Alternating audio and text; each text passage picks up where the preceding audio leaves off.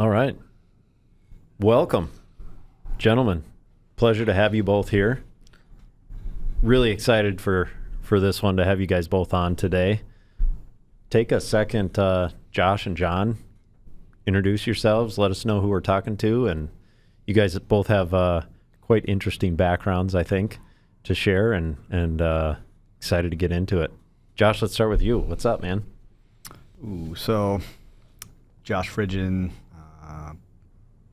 been training Brazilian Jiu Jitsu since early 2000s at the Academy in Brooklyn Center with John here.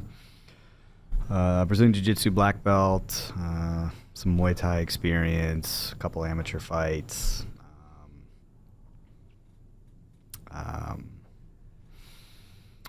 Military experience as well.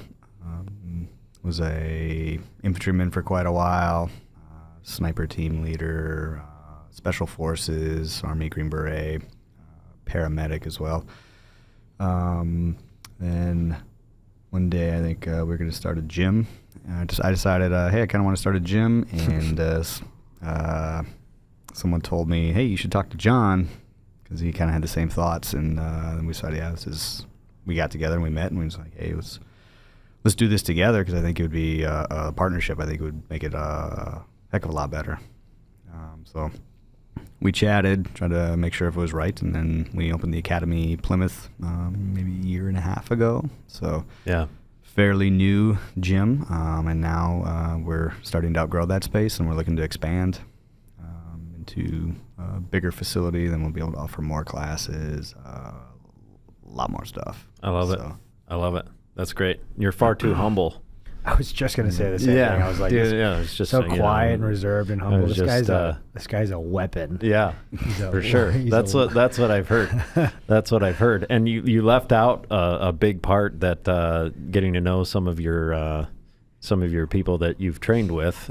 They kind of fill me in on some things that you don't tell people about, which is how did you do at the what do they call it? I'm going to expose myself here, but the grappling games through the military, what do they call that? There's a competition where the Army Combatives tournaments. Army Combatives tournaments, yeah. You did okay at that. I thought I heard. Yeah, I took second in the All-Army, and then, second in the All-Army, and then first in the All-National Guard. So at a period I was in the National Guard, and so anybody from the National Guard can compete. And then there's the All-Army tournament, which is everyone in the military can show up. Everyone in the Army can show up. If you work directly with the Army, like SEALs or other organizations, you can also show up. That was pretty cool. There was teams coming from Hawaii, teams coming from Guam, teams coming from all over. Some states, big states like Texas, they ended up sending an A team and a B team. There's guys that were on the Ultimate Fighter while they're competing in this tournament. So that was a pretty cool, very interesting tournament. So yeah. The rule sets, there's actually three different rule sets in that. So it started out, there's your preliminaries, your semifinals, and your finals. The preliminaries started out just gi grappling, no strikes allowed. You're wearing the gi isn't a traditional gi, it's your Army camouflage clothing. Oh, okay. So it's a little bit different than the gi. It's not as robust. I've seen some of the heavyweights literally just rip the gi off each other. These are like 6'6", 300-pound dudes. Wow. And of course there's weight classes. So I competed at the weighed in at 139.5. So I was in the 140. I think they were 15-pound increments, 12-pound. I forget exactly, but weighed in at 139. Competed in that one, and so the rule sets. Let me go back to that. Yeah. It was prelims, gi jiu-jitsu, wearing the camo uniform, and then the semifinals are Pancrase rules. So they introduce some limited striking, where it's closed fist to the body, open hand to the face, and you can knee the body, but you can't knee the face yet in that. And it's Yet. In the finals, you it's MMA rules in a cage, and it's no gi. So the uniform changes and the rule sets change. So the uniform initially starts out essentially gi, which is your camouflage uniform in the prelims. Semifinals, you're wearing it's like gi bottom and like a t-shirt. So it's kind of half gi, like you're wearing your gi pants, but it's your camouflage bottoms, your cargo pants is what you're competing in with just a t-shirt. And then the finals for first, second, third, and fourth place, you're competing in just your PT shorts, no shirt, and then the 4-ounce MMA gloves, and that's in the cage. So it's a lot of different rule sets, and it's really, really cool because everybody can compete. And even if you're brand new, right, like you'll likely get weeded out in the beginning, so you don't make it to the further rounds where the potential for injury is higher. Right. So it's kind of everybody can compete, and wherever you get weeded out is where you get weeded out. It's kind of in the tournament. And you took second in all of that in the entire Army. Yeah. So, yeah, I think you're certified killer. Was that what you called him? Yeah, yes. Something like that. I think that's probably accurate. Yeah. That's pretty crazy, man. Yeah, that's intense. So how did you get into that? Like, obviously you don't just show up in the Army and take second in the grab. Like, you must have done some serious training before that. So I started training in 2002. It was the very first class that I went to was I heard about a guy doing martial arts, and he was like a former Navy SEAL, and this guy forget his first name, forget his whole name. His cousin was Scott Ferrozzo, who fought in the early UFCs. Okay. He was a Minnesota guy. So it's like, oh, cool. I'm going to go check out this guy's class. And he held a class, and it was like, I think, what was it? He was a Menards worker, and I think a lot of his students were also Menards workers, like coworkers. So he's just running martial arts classes out of a rented out room in an elementary school. Wow. And I showed up there, and then one day he went to like a weekend Gracie Jiu Jitsu seminar, and then he came back and he was teaching that, and it was like the guard position, and like it was like an armbar from the guard, and I was like, this is the coolest thing ever. This is exactly what I seen Hoist Gracie doing in the early UFCs. Right. That I would ride my bike to the video store and rent, and I was probably, I don't know, too young to be watching those, but that's how a lot of people found the UFC, was the Hoist Gracie videos and stuff like that, the early UFC videos. So found that guy. It's funny you mentioned him. My cousin produces podcasts, and he's actually doing a Hoist Gracie podcast. It's kind of funny. He sent me some pictures of him like doing a private training session with him. He's got him down on the mat, and he's like, awesome. I'm like, no way, dude. You gotta be kidding me. So I don't know how he knew another guy, like one of his doctors or something that he had gotten in contact with or whatever, and they kind of connected, and they're going to do some podcast together, which is kind of wild. He just texted me out of the blue one day. He's like, hey, you've ever heard of Hoist Gracie? I was like, well, yeah. Oh yeah, I'm doing his podcast. And I'm like, dude, that's crazy. It's cool. Mm-hmm. So yeah, then I found like jiu-jitsu. I want more of that. Someone told me, they're like, hey, this guy named Sean Shirk, he won the big deal, UFC deal out in Vegas. It was one of my cousins, second cousins, I think. They knew about Sean Shirk from, they went to high school with him. Okay. And so I just Googled Sean Shirk. Oh, he trains at the Minnesota Martial Arts Academy. It was about an hour drive away, but it's back in the day, early 2000s. There was 2 black belts in Minnesota that I knew of anyways. It was Mario Roberto in Rochester, Minnesota, and then it was Greg Nelson up in Brooklyn Center. So I just make the drive to go train with Greg. Started training with Greg for a little bit, and then I entered the Army. And when I entered the Army, that was kind of that was when the big, Army Combatives program, or the Modern Army Combatives program, MACP, that was kind of expanding within the military and being there's a big push going to teach and learn that stuff. Mm-hmm. So having previously trained that, I had kind of had a leg up. So it did open some doors for me in the military, 100%. Like I went to basic training and they called it GFT, ground fighting tactics, and the drill sergeants would make us fight each other. If guys had issues, they can call each other out, and they just do a jiu-jitsu match on the mat with everybody watching and hooting and hollering. That's old school. Yeah. And that's like the old dad on the farm that said, here's the boxing gloves, boys. Go settle it out in the yard. Kind of it, yeah. That used to work, too. So you had just a bunch of athletic young dudes just going at it. So then my drill sergeants knew, like, it was a little jiu-jitsu. So I'd be going through the chow hall line, waiting for my food, and they'd be like, hey, Private Fridgen, come over here. And like, show me the bent arm bar. And I didn't know the terms because I hadn't done a MACP. I hadn't done any Army Combatives at the time. It was just through Greg Nelson in Brooklyn Center. And I'm like, I don't know what they mean by a bent arm bar, so I'm just showing, like, here's a straight arm bar, and they're showing them an arm bar, and they're like, no, that's not it, but that looks really cool too. Like, so you know stuff. Yeah. So I think it was a very probably a rare moment where a drill sergeant's actually like asking to learn something from a teenager. Right. Yeah. So that was pretty cool. And then, we just organized during basic training. We'd organize little scraps in the bay and on the hard floor, no mats or anything, and we just kind of go at it. Yeah. Yeah. So, I was probably maybe a 3-stripe white belt at the time or something. So, like, didn't know a ton, but relative to everyone else, I had some answers. So. Oh yeah, for sure. We'd be.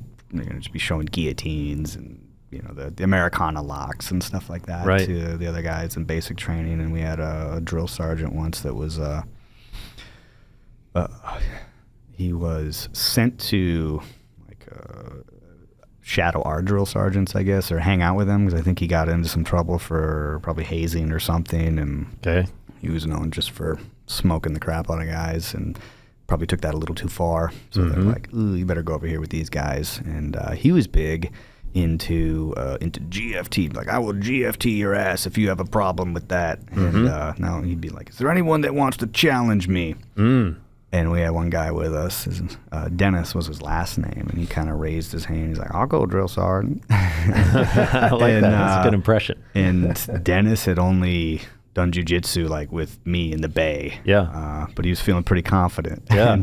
And he ends up guillotining the drill sergeant in front of the whole platoon. Oh, boy. And drill sergeant taps out like he had to tap. And so he tapped out, and he's like, again. Oh. And they went again, and he gets guillotined again. Oh, no. And he goes, again. Wow. And this is after hours. Like, we're well into the evening, and sounds like a scene of a movie. He's basically just supposed to be babysitting us and making sure we don't mess up. And now he's running his own little private fight club, him versus the privates and all that, and he's losing. Yeah, right. And then he starts losing his mind, and he's like, third time, he's like, again. And just then, for whatever reason, the senior drill sergeant walked through because he went back to his office for something and sees this melee going on. And he puts a stop to it. He's like, Drill Sergeant Perez, come see me in my office. Oh, wow.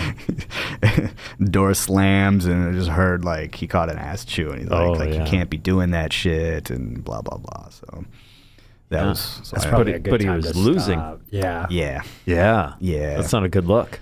No, I got some other stories about him I can't tell on a podcast. Sure. I'm sure. We'll talk about that off air. Yeah. Wow. That's intense. Yeah. So sounds like maybe a little ego going on there that...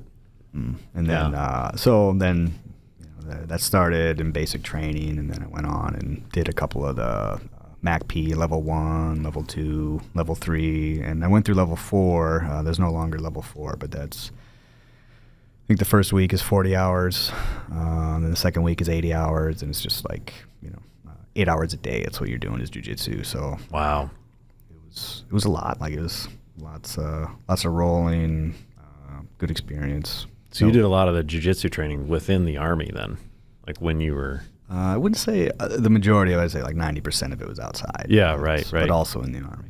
So what rank were you in jiu-jitsu when you went through that competition?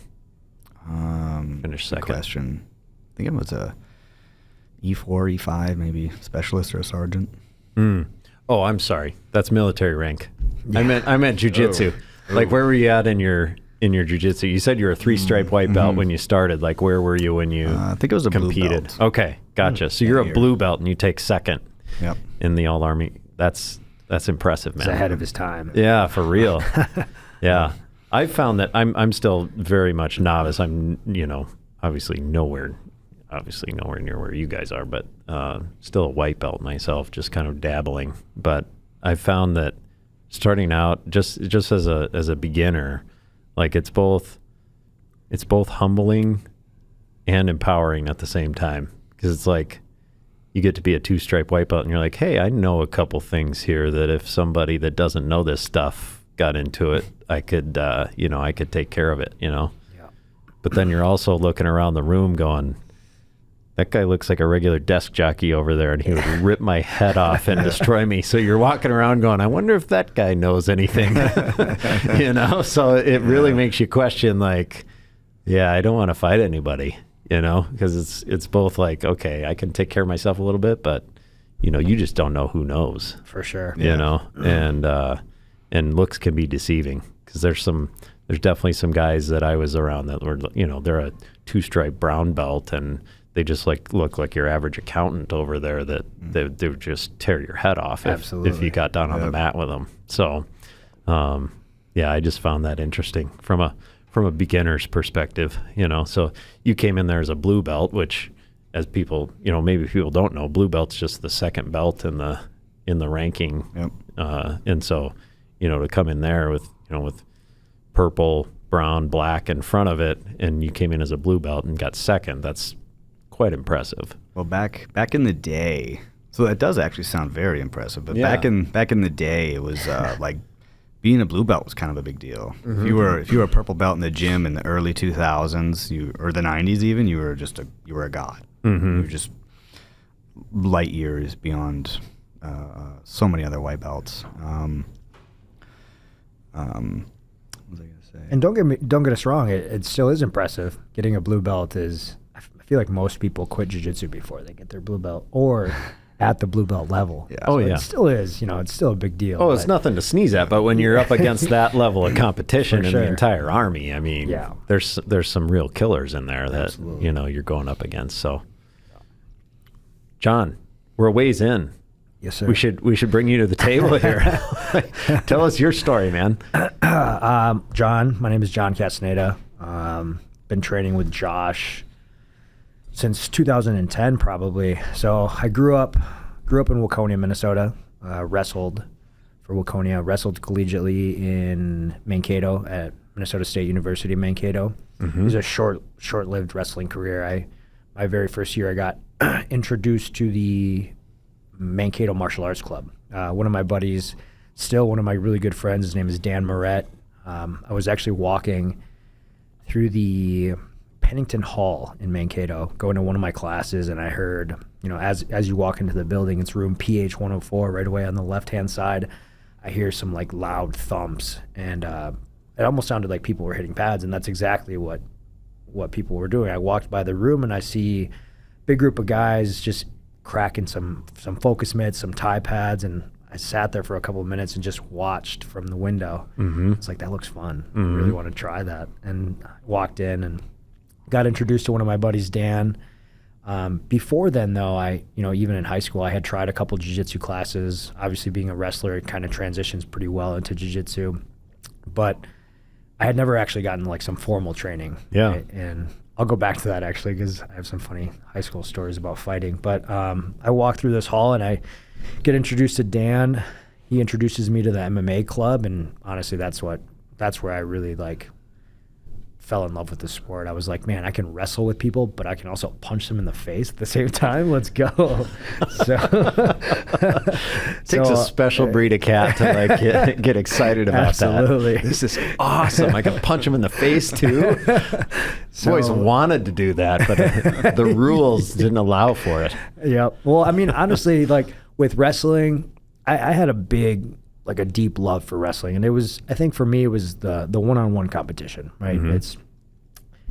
It's a little bit more gratifying when you win a match, right? There's no other team behind you. There's, nobody else helped you. Well, I mean, in the practice room, of course, but when you win a match, it's like, it feels so good. You did that. It's me. It's me versus you. Like I won, I was better than you, and it's kind of empowering. Mm-hmm.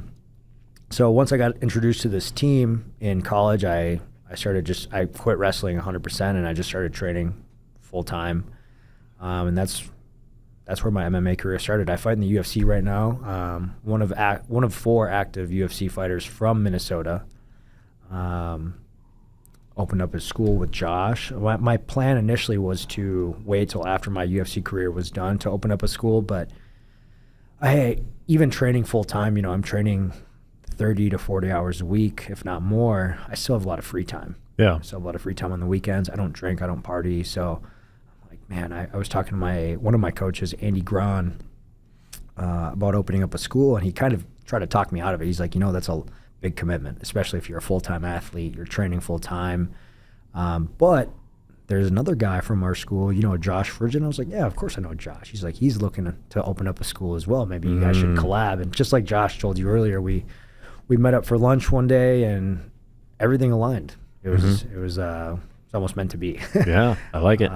So we opened up a school together, and like he said, we're in a space right now where we've kind of outgrown our current space, and we're looking to expand and get into a bigger space here where everything's kind of headed in the right direction there.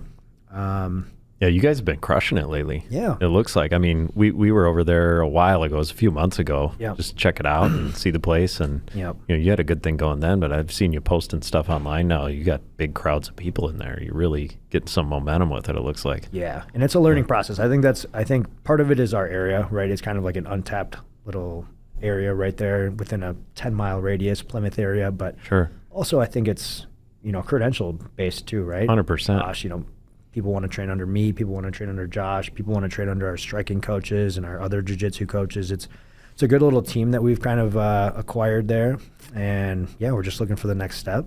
Love it. Yeah, absolutely. Yeah, that's awesome. Tell me the fighting stories. Before fighting, I guess, I was just mentioning earlier, I never had any formal training before Mankato, but in high school, I was fighting all the time. I was fighting in baseball fields, football fields, backyards, and it was all organized. It wasn't like hot-headed fighting. It was, okay. I had a YouTube channel. I called it the Waconia Fighter. No way. Yeah. I did not know this. So since then I've deleted it. So I graduated from I graduated from college. So we can't go into the archives and pull up the old footage. I don't think so. I graduated from college in 2016, and when I graduated school, I had full intention of pursuing a career with my degrees, right? Graduated with 2 degrees, criminal law and Spanish. So Spanish was it helped my GPA out, honestly. Wow. I'm fluent in Spanish. And yeah. But I wanted to be like an immigration case manager working with Latin families, through the immigration from A to Z, right? In home, in courts and stuff like that. But after school, I told my mom, I was like, Mom, I really want to pursue fighting. Yeah. And if I'm going to do it, I have to do it now, right? It's a young man's sport. I think I'm going to hold off on, a full-time career, and I'm just going to give it a shot for a few years, train my butt off, and just give it a shot. Mm-hmm. Luckily, it worked out for me, but all in. Yeah, all in. Just full send. Absolutely. Let's go. But before that, in high school, like I said, I was just fighting. I had a little YouTube channel where I would basically fight. I was from Waconia, and I would it all started with one fight. It was organized. It was, basically me and this other guy who was an upperclassman. Hey, buddy, we have some disagreements. We should meet. We should fight. He's like, yeah, you know what? Let's do it. So I brought my friends. He brought his friends. We recorded it. I beat him up. And then that was the start of the YouTube channel. So I posted it on YouTube. And what a great story. Did not know this. You didn't know this?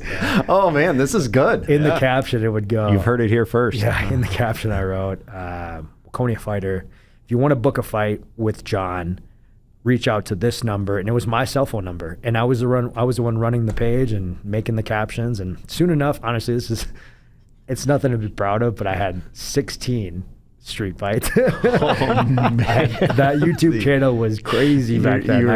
You were booking fights on the side. I was, That's unreal. It wasn't for any other reason other than I loved fighting. Like I loved the feeling of, it was just an adrenaline. Just an absolutely adrenaline dump. Getting in there, and it was a lot of the times it was bare knuckle. I think maybe out of those 16, 2 or 3 of them were maybe with like little gloves, but otherwise it was just bare knuckle.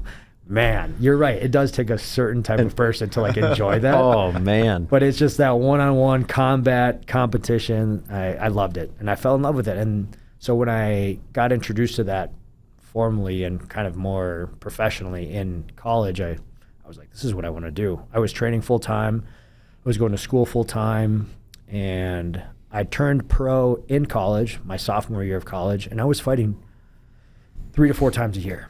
3 to 4 times a year, so once every 3 months. But I was still enjoying my college life as well. I remember one time, New Year's Eve party, right? So December 31st or January 1st, and I had a fight January 3rd. And I went pretty hard. Sophomore year in college, you're drinking, you're partying. Everybody's done it. Absolutely. Yep. So I was pretty hungover for that fight, but I still ended up winning, so that's good. Wow. Yeah, but so back up to these. I want to know more about this YouTube channel. Like, what were the terms of these fights? How did this? I mean, you're just lining up bare knuckle with a guy. Yeah. Like, is this just fight to the finish or what? Yeah. Yeah. Yeah. I mean, there was a little the bit other of guy just says, exactly. No mas, I'm done. Exactly. It was basically to like tap out. Like if people tapped out, obviously from like a submission, that was the end of it, or a verbal tap out, like, all right, I'm done. Yeah. Right? Honestly, I think most of them ended that way. Sure. Where I was just a little bit more conditioned than them, and we were trading. They ran out of gas first, and like, all right, man, I'm done. I was like, all right, cool. How much of a following did you build up on this? I feel like this would have gotten pretty popular. You know what was funny is that me and my friend. As much as I don't condone kids, don't go do this now. No, please don't. It's a different day and age. No, do not attempt at home.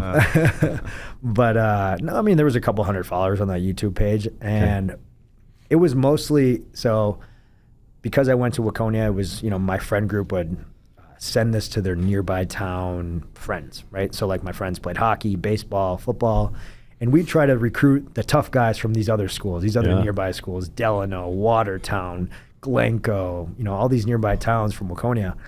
And I would basically fight the tough guys from these other schools. So it was like, and beat them all. Yeah, I would beat them all, but it was an agreement, it was a verbal agreement, and nothing crazy. It was like no big deal. I just beat them all. No, it was no problem. Was there any weight classes? Or no weight classes. Uniforms? No, I fought some big boys. I fought some big boys for sure. But I think there was a couple fights where I was the bigger guy, and I'm not a big guy. I'm 5'7", maybe. Right now I'm a little big, but back in high school I was 155. Yeah. So it was fun. It's a lot of fun. Fighting is fun on any level. Yeah, I like it. So how did you acquire your nickname? Sexy Mexi. Yeah, where did that come from? That's actually from college as well. Okay. So, first year of college, freshman 15, right? Yeah. For me, it was a little bit more. It was maybe like freshman 25. Okay. I gained some weight. Yeah. That food hall, the unlimited food, something I wasn't used to, and. Well, you're a young guy. You're still growing. You got your testosterone's jacked to the max. Absolutely. You're just pounding the unlimited food at the cafeteria. Absolutely. Been there. And so I got a little thick, in college. So that's honestly right around the same time that I started training full time. My coach at the time, Ray White, still around. He actually owns his own Muay Thai school in Michigan, but I came to him when I first got introduced to him. I was at my heaviest, right? And within a couple months, I lost a bunch of weight. Obviously, training full time, taking it a little bit more serious, but it was a big swing for him. And he's like, one of these days at practice, he was like, "Wow, John, you're looking fit for once. Looking, you're looking a little lean. You're looking a little sexy. Oh. I'm gonna start calling you Sexy Mexi." And I was like, "Oh, okay." It kind of just stuck. That that was my coach for the first 3-4 years of my career, and And it was kind of like an ongoing joke for a little bit, but honestly, it was catchy, and I just stuck with it. Just rolled with it. Just rolled with I love it. Yeah. That's how the best nicknames start. Absolutely. Yeah. That's such a great story. Yeah. So that's funny. I like it. So what's next on the horizon for you? You've been fighting in the UFC for how long now? Since 2020. Okay. Yep, so 5 years. 5 years. And I just signed a new contract earlier this year. So I was hoping to get back in there this year, December, but it's looking like it's just going to be early next year, which is perfect because the UFC just signed a new deal with Paramount. I was going to ask you about that. What do you think about that? I love it. Yeah. I mean, I love the idea of no pay-per-views, right? Yeah. It's going to build more of a bigger fan base. I think that's so smart. Absolutely. And yeah. I mean, I'm just going to be real with you. People were streaming the fights illegally anyways, right? Why not make it a little bit more accessible, grow the community, the MMA community? Yeah. Who was it? Wasn't it Antonio Brown did that on his Instagram or something? Yeah. He had like 7 million people watching the live stream on his Instagram. Yeah. And it was like they were trying to do it on Netflix, wasn't that? And then Netflix went down, and so they couldn't really say anything about it because it was like, well, our stream didn't work. So there was like 7 million people. And I think they are still going to have a couple pay-per-views throughout the year, maybe like 2 or 3 big ones throughout the year, right? But for the most part, they're going to be free, and it's good for the sport. It's honestly good for the fighters.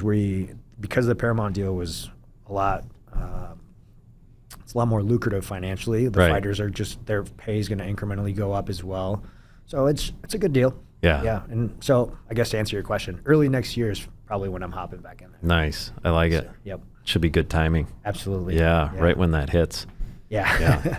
I always thought, I mean, obviously there's people way above my pay grade making these decisions, but I thought that was such a bad move by boxing, when they went to that paper, because it used to be the big thing. This is dating me, like, I'm older than, well, we're about the same age, right? We remember, I mean, you remember when boxing was like the big deal. That was like the thing to tune into. Is on ABC or whatever, all the big fights, the Holyfield Tyson and all these things, it was like, that was the big show. And then they went to that pay-per-view, and like people just stopped knowing who the fighters were. They didn't follow it. It just fell off so much. And like, obviously now we're in a different era where there's more access to things online, so people can kind of find these fighters. Obviously UFC has become huge despite being on pay-per-view, but I think going back to this model where it's more accessible is just going to explode it even more. Absolutely. I mean, there's going to be so many, and it's like, nowadays it's all about eyeballs, and it's like you're in a way with pay-per-view, you're like limiting how many people can see what you're getting, and like you alluded to, like people are going to find it anyway that really want to, but like taking down that barrier of like just making it accessible to everybody, I think is the right play. Not having to jump through those those extra loopholes to try to get to it. And then also too, I mean, even just within the last 10-15 years, I'd say, I'm not gonna lie, I've streamed a fight or two, right? It's terrible quality. Right? So that's another thing. For sure. And they just kept getting incrementally more expensive. I remember buying pay-per-views for under $50, $45. Now they're like $90. It's doubled in price. So it'll be better for everybody. Yeah, for sure. Yeah, that's great. That's great. What so you guys are going to be opening this new place. Any timeline on that? Like when we're looking to do that, and what all is going to be in there? You're going to have, you guys do jiu-jitsu. We've talked a lot about that, but you also do Muay Thai training. Anything else you guys offer in terms of martial arts at your facility, or what? So right now because of our current space and kind of how it's set up with we have another existing karate school in that same space. So our schedules are kind of combating each other. Once we get into our new space, our schedule is going to open up completely, right? We'll have classes from very early morning to late night. We'll be open all day long. Right now we do Muay Thai and Jiu Jitsu, but I assume that we will be offering, more individualized classes, wrestling classes, boxing classes, conditioning classes, kind of everything. Yeah. A little bit of everything, more specific training as well. We'll have a nice little fitness center, or I'm sorry, a fitness area, where our members can do some strength training, some conditioning, stuff like that. So I know someone who can help you with that. I know. Yeah, I think we'll have a physical therapist in there as well. It's a great idea, you guys. I like where this is going. That's great. Somebody smart got in on that one. I like that. Yeah, that's good. Yeah, that's good. I've told a few people this too, like people that I've recommended to you. Like usually, I'm not a big fan of the insurance-based physical therapy. Amen to that. And you could probably speak more eloquently to that, but there's two physical therapists that I would ever recommend anybody to. Most of the time, I'm just I don't like it. What? The insurance-based models. Like I have phenomenal insurance through the military, and I'm still saying this too. Like I could have access and go get physical therapy on something right now and probably pay like, I don't know, $20 or something. Yeah. It's the military insurance is very great. Yeah. But I've never really felt significant improvement. And then I started seeing you, and there was another guy, physical therapist, but he's in the Air Force. Yeah. And last time I chatted with him, he was in Korea. So it's a little bit of a haul. Yeah. So he was phenomenal, very good, a lot of tools in his toolbox, and you just see immediate results. Like myself and everybody else that I know, my buddies that seen him as well, just seeing immediate results, and it's kind of the same with you. I guess I could tell that story now. Yeah, go for it. It's a great lead-in. Tell me about how good we are. So I had back pain low back pain for well over 6 months, and I tried. Usually it's like, hey, I take time off, and maybe that helps, or I get back into light exercises and stuff that. And get incrementally, like progressively stronger and building strength that way with no, body weight stuff. And none of that worked. Even trying to progressively get stronger myself and go through, things that I know, and things that doing things that I would not even consider a workout to try to progressively get better. Like that's how small and incremental I was trying to progress. Mm-hmm. And I go through the insurance-based route, and you go to the general practitioner, and then you get the referral, and you go and finally seen. I wish I remembered this guy's name, because he needs a shout out, because that's how I found you. But I got to the orthopedic specialist, and he was I don't remember his name. I think he was in Eden Prairie or Edina through the Alina Clinic. I forget his name. Oh, it was Fader. Fader, that's the name. Yeah, Ryan Fader. So, shout out Ryan Fader. Big shout out to him. One of the best hip docs in the Twin Cities for sure. Probably in the broader region. He's really good. So I seen him, and I was like, hey, this is what I got going in my life right now. Jiu-jitsu, military. I did at that time I was a firefighter, paramedic as well. I was like, I need to get better fast. Mm-hmm. Like I don't have time to wait or try to, the kind of that fail first mentality and wait and see how things are. I was like, I gotta get better fast. Like I need to get better now. And he had a guy that was shadowing him, like an intern, and he just snaps his fingers. He goes, we need to send him to Dr. Grant. And that's what he told me. And in my mind, I'm like, yeah, sure, whatever. Like, just bad attitude at this point. Sure. I had a bad attitude. I'm like, yeah, whatever, fine. So he gives me your contact info, and show up, and like, hey, what hurts? And I was standing, and I extend my heel about 6 inches out, like from a standing position. I remember this now. This is coming back in my replay in the brain. And I'm like this. So this hurts. And then you and Hannah worked on me, the dry needling, the stim, the loosening the SI joint. Yeah. Some manual therapy and all this other stuff. So, and then he gave me some exercises as well. So, but by the time I left, I was like, I could, I don't know, how would I describe it? You've seen like communist military formations where they're marching and their feet are sticking out, like I could have walked out of your office, like I didn't walk out of there. I could have walked out of there like that. Zero pain. It was like the coolest magic trick I ever seen. Like I was suffering for well over 6 months. And 1 hour in your office, it was night and day difference. I was like, I need more of this in my life. Yeah. So I started to see you, and then I was also you had some blogs that you'd written, and I thought you made some phenomenal points in the blogs as well.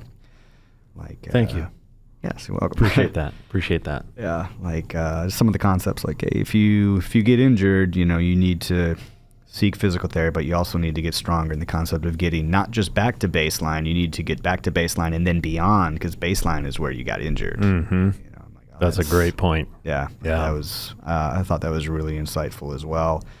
And then I haven't had back issues really since.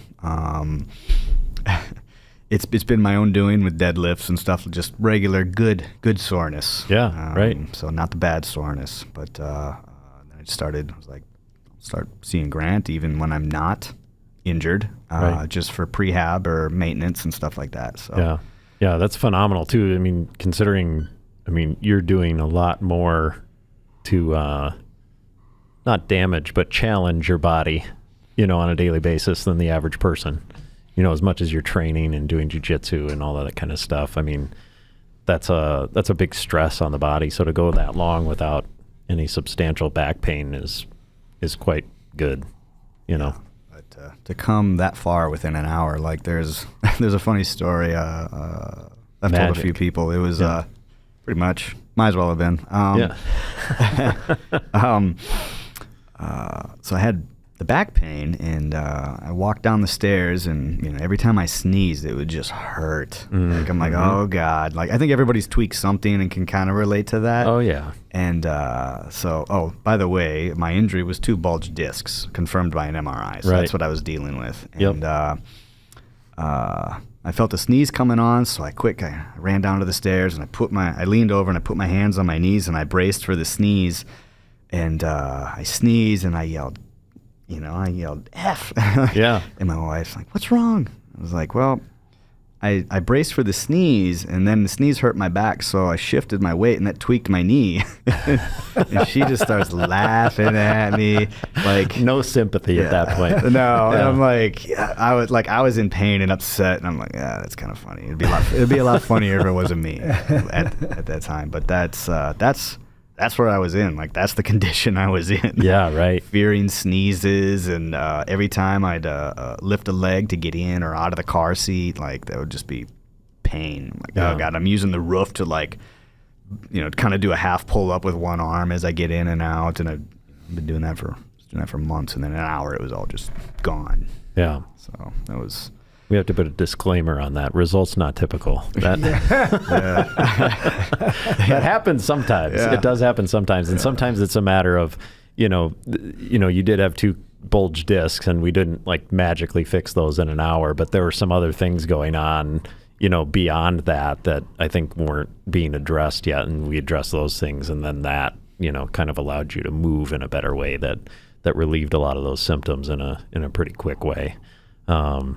But yeah, I think that's a good thing to remember is, your MRI doesn't tell the whole story too. There's a lot of other things from a movement perspective that can be evaluated and looked at, and, finding some of the other like things clinically from a physical and movement perspective that affect how your body functions is really important too.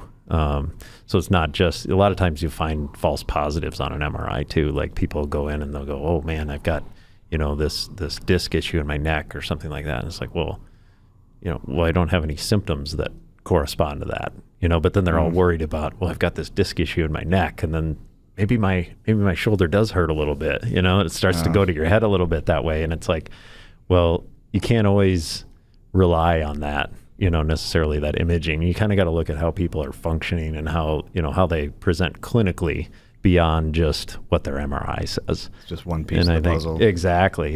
And I think that's one thing some clinicians get too reliant on, of going, okay, well, we see this on MRI, this is what your problem is, and this is what we got to fix.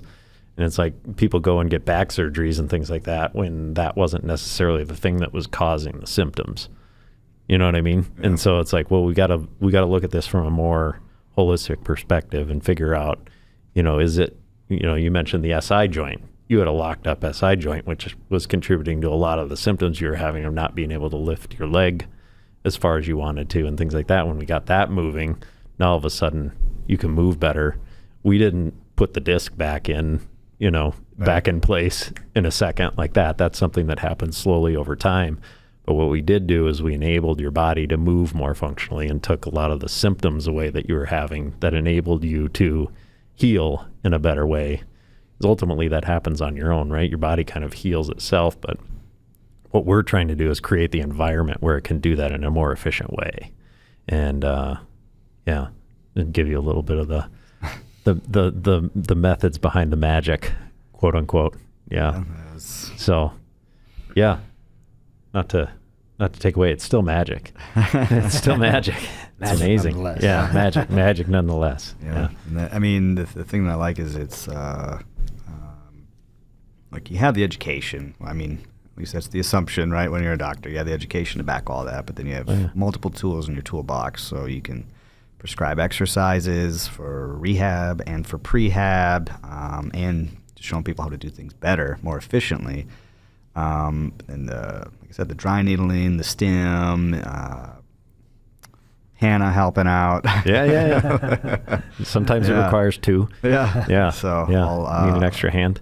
All the the deep tissue range of motion stuff, the body work, like that's great because my experience, which I think is probably most people's experience, is that they go to their insurance and they go and based physical therapist, and then first intake session. The first session is just an assessment. They don't do any real work. Mm-hmm. And then they get prescribed, 7, 12 sessions. And if you're not better within that time, well, too bad. That's all the insurance is paying for. Right. Then you're done. And wherever you're at, for better or worse, you're done. But you go in and they you do a few show you how to do a few exercises. Oh, you're doing this 12 degrees off. Do it like this, and you're always doing it wrong by a little tweaking it. But that's kind of it. Yeah. So I mean, I'm not trying to come off trashing physical therapists that work for insurance. I think it's the model that I don't like. 100%. It's not the person. It's 100% the model. Yeah, you said a lot there. I could get into all the history of PT and why it is that way and all of that, but I'll spare you the hour lecture on that one. But yeah, I mean, you said a lot there. It is the system, and it's not, it's what those people are trained into doing. That's what the PT schools are designed to do. Is they're designed to train them to function in a certain system.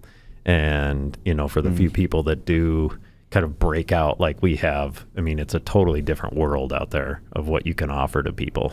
And so I think, it's a slow process over time, but I think you're starting to see more and more people within the physical therapy field start to see that and start to take that path themselves, which ultimately is great for just everybody in general. The more people we have exposed to that, the better. Because I really think it is kind of a wave of the future in a way. In that you mentioned blog posts. I've got another one coming that I don't know what I'm going to call it yet, but something along the lines of is performance the new healthcare?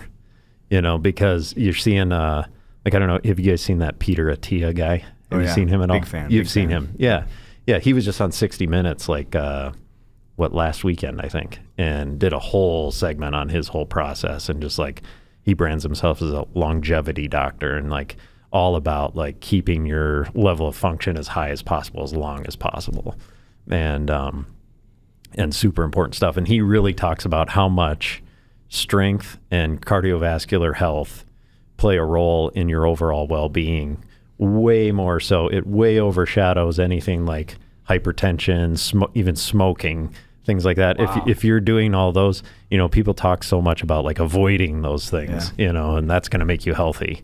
And it's well, you can avoid all that all you want, but if you're not strong and you're not cardiovascularly healthy, you're going to go downhill. You can't, and those two things override all of this other stuff by a long ways. And so it's a matter of teaching people and helping people do the things, what to do and not necessarily what not to do, and I think that's super important.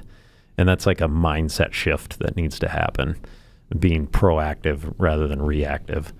And then, unfortunately, we might get in trouble for saying it, but, it's like certain powers that be might not profit as much from that model. For sure. So you can figure out what that means, but yeah. But I think if we could get enough of, independent PTs out there, kind of functioning along that way of pushing people down that road, like you could see a massive shift in the whole system, like you alluded to. I mean, that could change a lot if enough people kind of had that mindset shift and started going down that road. That would get a lot of people off of medications. It would keep a lot of people from needing surgeries. It would change the entire landscape of the healthcare system. And so, yeah, that's our underlying mission that we're on right now. Yeah, we got a long way to go, but start somewhere. Yeah. So, John, we got to get you on the table now. Yeah, we do. Yeah. Absolutely. Get you feeling better. Yep. Yeah. Especially, I had a little fender bender not too long ago, so just got to get on the books. Get that cleaned up. Yep. We'll do that. You're next. Yeah, you're next. Well, I've heard obviously great things from Josh, but also Greg Nelson too. Coach Greg Nelson. That's who we got our black belts from. Coach Greg. He's a lifetime martial artist. I'm gonna talk about a scary dude. Seriously.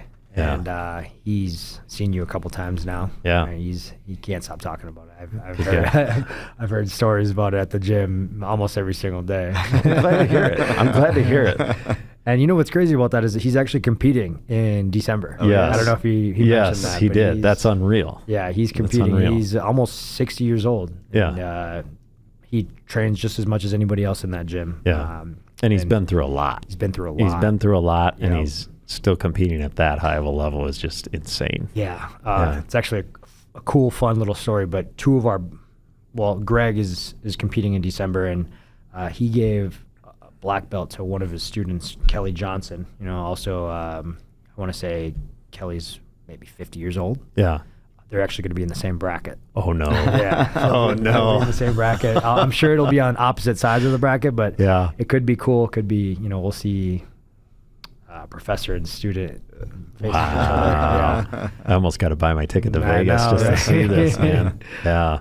But yeah, Greg. I'm going to look that up. Greg can't stop talking about you and the work that you've done for him. So I can't wait. We got to have him on. Absolutely. Yeah. Yeah, we'll get him on. He's a good dude. Yeah, super humble too. Oh, amazing. Yeah. I'm like, when you referred him, I was kind of like, I had known about him, but I didn't know everything about him. I kind of looked up some stuff and I was like, this dude's a dude. Like, I'm like, so I didn't know what to expect. Cause sometimes you get those guys that are, they've done a lot and that, they know it. And, but he is just so humble. It's unbelievable. And I think I noticed that a lot. I mean, you guys are the same way. A lot of guys that get to a high level in this sport are the most humble ones, that, you got a few people in the UFC that are a little bit, maybe more, have a little bigger personality. They're a little hot-headed, but I mean, I think on the whole, the people that get to the highest level in that are very humble. Yeah. They're just down to earth people. And they just they have a quiet confidence about themselves. They don't have to boast about, I could probably kill you about 17 different ways if I wanted to right now, but I'm not going to because I'm a nice guy. I honestly think it's kind of directly correlated to your tutelage too. Like we got our black belts from Greg. Yeah. I've been training with Greg since 2010, Josh since early 2000s, and Greg kind of instills that in all of his students, right? For sure. Martial arts, it's all about respect. Yeah. So, it comes with humbleness as well. For sure. Yeah. For sure. Yeah, but no, Greg's a absolute living legend. Honestly, I think 90% or more of black belts in Minnesota are under Greg. Yeah, that's amazing. Yeah. That's amazing. I've heard him and some other guys talk about that too. Like, what was it, 30 years ago, there was like 5 blue belts in Minnesota. That was it. Yeah. There was nobody else. Yeah. And it's just like now, how many black belts are in the semi? It's a lot. Yeah. And I counted this at training this morning. There was 9. 9 just at training today. Yeah, in one gym at one. I mean, that's amazing. Like, and it's just grown so much. I think it's still the second fastest growing sport in America right now. No. Yeah. Nice. So I yeah, didn't know that. Yeah, second to pickleball. Yeah. Talk about polar opposites ends of the spectrum there. But both, interestingly, both like lifetime sports. You know, like pickleball is obviously much less physically demanding, but also something that I think is good in a way because it keeps people active. Like I mean, you see some of the best pickleball players come in this place. There's pickleball courts here, and it's like, you know, they got 2 knee braces and they can, you know, can't really run very well or anything, but they're out there playing pickleball and they're lights out at it, you know, and so it keeps them going. You know? Me and Josh were watching them before, and there was maybe, I'd say 12 people. Yeah. All at least over 45 years old, but they're all in great shape, active. Yeah. They would whoop me and Josh for sure. It's good. Oh yeah, no question. Yeah, they'd kill me too.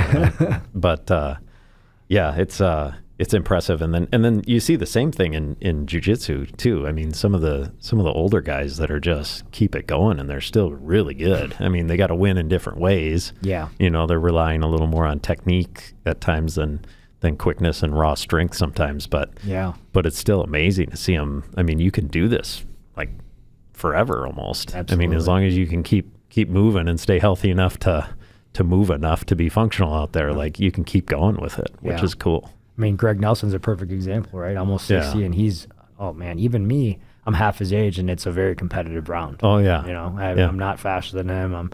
I don't think I'm stronger than him. He's got way more technique as well. So yeah, it's fun. Yeah. It's fun going with him. That's awesome. Yeah. Well, guys, this was awesome. Appreciate you guys coming on. This is super cool. Absolutely. Really good to kind of hear some of these back end stories that you don't get to hear all the time. That's awesome. Fighter. Yes. Everybody's going to be searching that now, trying to find somewhere on the dark web this still exists. Yeah. But where can people find out more about, you know, your gym and you guys individually? Like where can people find you? Yeah. So our social medias are all Academy Plymouth. Our website, academyplymouth.com. Start there, and then there's honestly, on every single page, there's an inquiry to just get some more information about our gym.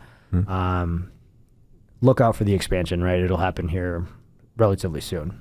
And we'll get in the new space. Our schedule will expand, and then, see you guys there. Love it. www.academyplymouth.com. There you go. What about personally? You guys are interesting dudes. Where can people follow you online? Just John Castaneda _ for all of my social medias. Okay. Yeah, cool. I don't really do anything personal on You don't do media. much. Nah. Yeah. You got to follow Academy Plymouth. Pretty boring. To follow pretty boring. But not at the same time. Yeah. Mr. Humble over there. Yeah.